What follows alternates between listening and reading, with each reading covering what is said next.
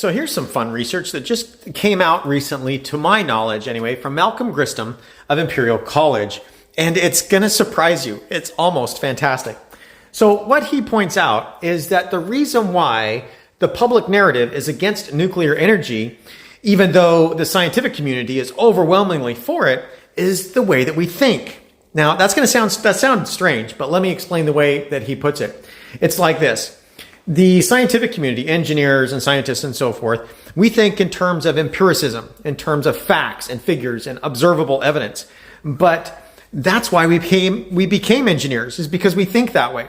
But those that favor other views, basically going by feelings and perspective, and more specifically, what would be used in this term is common sense. Those that follow that approach don't necessarily think of things in that perspective.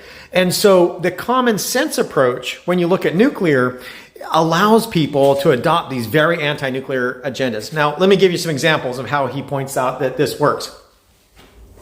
When you look at, for example, the evacuation of Fukushima, the United States does the same thing. At 1 rem per year, the EPA would be able to start issuing recommendations for evacuation, even though that dose is about what you get from a CT scan to the hip or to the head, something like that.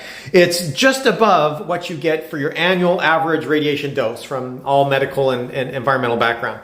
1 rem, and they would say evacuate. Now, as a scientist, you think, well, that's just being incredibly conservative, and that's the way that we do it in nuclear. But as a member of the public, you're thinking, if I have to evacuate, that's got to be terrifying. Why would you upset my life like that and make me leave my home, make thousands of people leave their home if it's not incredibly dangerous? When it's not. It's just being conservative.